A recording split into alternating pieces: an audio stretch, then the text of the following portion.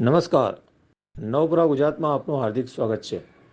સાવલી ખાતે જિલ્લા તાલુકા પ્રાથમિક શિક્ષક સંઘ દ્વારા તાલુકાના પૂર પીડિત પરિવારોને જિલ્લા શિક્ષણ અધિકારીની હાજરીમાં જીવન જરૂરિયાતની કીટનું વિતરણ કરવામાં આવ્યું હતું। ગત અઠવાડિયે સમગ્ર રાજ્યમાં વરસાદે ભારે તબાહી સર્જી છે, તેના પગલે ઠેકાણે પાણી ભરાઈ જવાના તેમજ ગરીબ પ્રજાના ઘરોમાં પાણી ઘૂસી જવાના પગલે ઘરવખરી પલળીને ખરાબ થઈ ગઈ હોવાના હજારો કિસ્સાઓ સામે આવ્યા છે। સાથે સાથે વરસાદી માહોલના પગલે મજૂરિયાત ગરીબ પ્રજાને મજૂરીથી વંચિત રહેતા 2 ટંક ખાવાના પણ ફાફા પડવા માંડ્યા છે। તેવામાં શિક્ષણ મંત્રી કુબેરભાઈ ડિંડોરના આહવાનના પગલે તેમજ જિલ્લા પ્રાથમિક શિક્ષણ અધિકારીની સૂચનાના પગલે સાવલી તાલુકાના તમામ પ્રાથમિક શિક્ષકો દ્વારા રાશન કીટનું વિતરણ કરવામાં આવ્યું છે, જેમાં જિલ્લા પ્રાથમિક સંઘ અને તાલુકા પ્રાથમિક સંઘના હોદ્દેદારો ભર તડકામાં ગામડે ગામડે ફરીને અસરગ્રસ્તોને મદદ કરી હતી, જેના પગલે તાલુકાની પ્રજા પણ શિક્ષકોના આ માનવીય અભિગમની સરાહના કરી રહ્યા છે। આ કીટ વિતરણ પ્રસંગે જિલ્લા પ્રાથમિક શિક્ષણ અધિકારી, જિલ્લા પ્રાથમિક સંઘના પ્રમુખ રણજીતસિંહ પરમાર, તાલુકા સંઘના પ્રમુખ યોગેશ પટેલ, નરેન્દ્રસિંહ, મહામંત્રી સંજય પટેલ, જોશીભાઈ, હિંમતભાઈ, વિજયસિંહ વાઘેલા સહિતના મોટી સંખ્યામાં શિક્ષકો હાજર રહ્યા હતા। રણજીતસિંહ, बताओ, आप एक शिक्षक तरीके અને સંઘના પ્રમુખ તરીકે અને તમારા તાલુકા સંઘને તમામ સંગઠનો દ્વારા તાલુકામાં જે કીટનું વિતરણ કરવામાં આવી રહ્યું છે, એની પાછળનો આશય શું છે? આપ જોશો કે વડોદરા જિલ્લાની અંદર, રાજ્યની અંદર વડોદરા શહેર અને ગ્રામ્યની અંદર કેટલાક ગામડો ખૂબ જ પૂરગ્રસ્તથી એ પરિવારજનો અસરગ્રસ્ત થયા હતા। 3-4 દિવસથી આ પરિવારજનો પાણીની અંદર હતા, એમને ખાવા અને પીવાના પાણીની પણ તકલીફ પડતી હતી।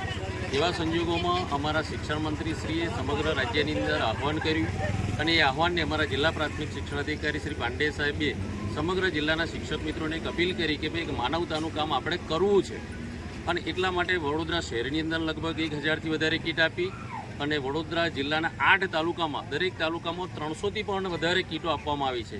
સાવલી તાલુકામાં 500થી વધારે અને ડેસર તાલુકામાં 200ની આજુબાજુની કીટો જે ગામની અંદર આવી રીતના પૂર પ્રભાવિત થયા છે એ બધાને અમારા શિક્ષક પરિવાર તરફથી કીટની ભેટ આપી, કીટનું વિતરણ કરી અને એમના પરિવારને મદદરૂપ થવા માટેના પ્રયત્નો કર્યા છે। વડોદરામાં જે વરસાદી પાણી જ્યાં ભરાયેલા છે, આજે અમારા જિલ્લા પ્રાથમિક શિક્ષણ અધિકારી કચેરી તરફથી અને સંઘ વતી જિલ્લા શિક્ષણ સમિતિ તેમજ તમામ સંઘો તરફથી આજે મંજુસર ગામમાં કીટ વિતરણનો કાર્યક્રમ છે। આજે અહીંયા 200 કરતાં પણ વધારે કીટ વિતરણ કરવામાં આવેલ છે। ખાસ તો અમારા શિક્ષણ મંત્રી દ્વારા એક માનનીય શ્રી કુબેરભાઈ ડિંડોર સાહેબ દ્વારા એક પ્રયાસ હતો, અમને હાકલ કરી હતી શિક્ષણ વિભાગને કે તમામ લોકો પૂરગ્રસ્ત લોકોને મદદ કરજો।